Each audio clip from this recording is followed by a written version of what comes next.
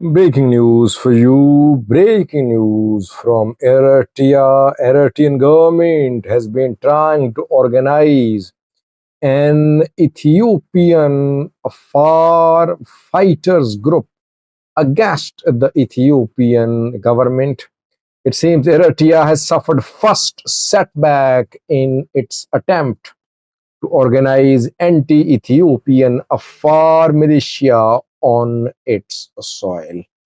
Secondly, two pieces of information about two Eritrean YouTubers who are now criticizing the government. What happened to these Eritrean YouTubers based abroad, but they cover Eritrean affairs. Let's start with the new story about a far opposition fighters group which is being organized on Eritrean soil. We know that a few months ago, Ibrahim Usman, an Afar regional government official, head of livestock bureau of Afar region Ethiopia, fled into Eritrea. He had developed differences with the ruling party, Prosperity Party in the Afar region of Ethiopia. And the differences were about the Somali-Afar relations and about expansion of Tigray fighters into the Afar region.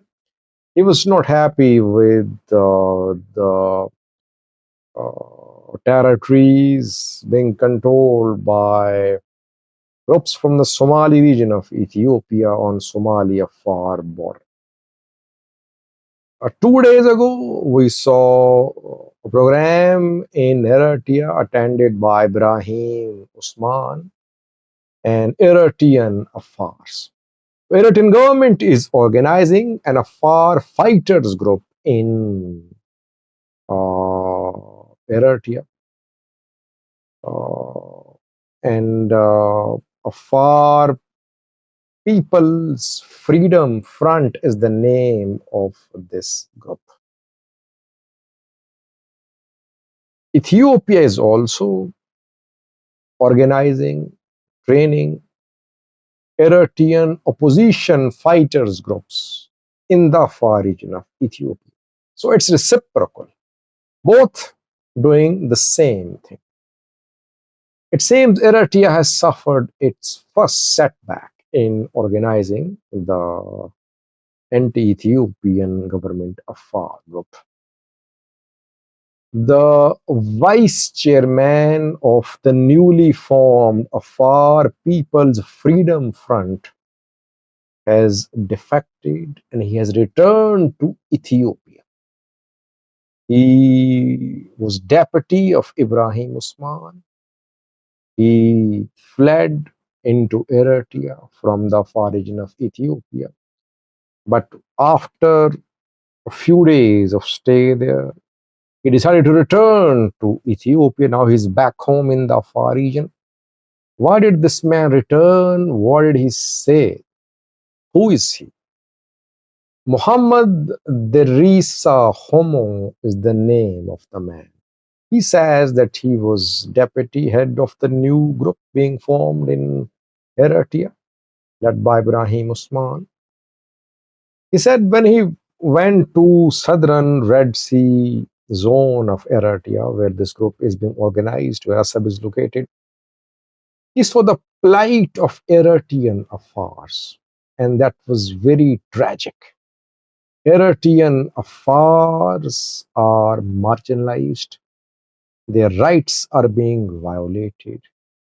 That saddened him, and he thought that he should return to Ethiopia because this Eritrean government is against Eritrean affairs. How can it support Ethiopian affairs? This is one of the main reasons he mentioned in an interview. Secondly, said that when he went to Eritrea, met with Eritrean government officials, military officials, he learned that Eritrea wants Afars to fight each other. Eritrea wants to create divisions between Afar people. And lastly, the Risa Homo claimed that Eritrea is planning to open war on Ethiopia and on the Afars. Afars of Eritrea, Afars of Ethiopia. If this war breaks out, Afars will die on both sides. This is what Eritrea wants. He has shared all these concerns, all these complaints after his return to Ethiopia, his back home. And the Reisa Homo claim there are several other Ethiopian Afars too who were part of this group who want to return to Ethiopia, and they will return. But journey back home is very tiring because of the harsh climate and difficult terrain to navigate. So others could also return. Want to know how genuine the concerns of the Rasa Homo are?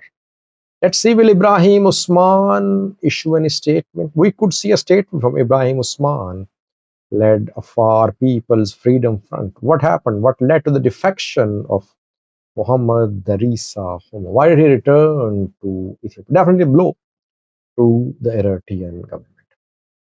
Secondly, viewers, why are Eritrean YouTubers turning against the Eritrean government, criticizing the PFDJ? What happened?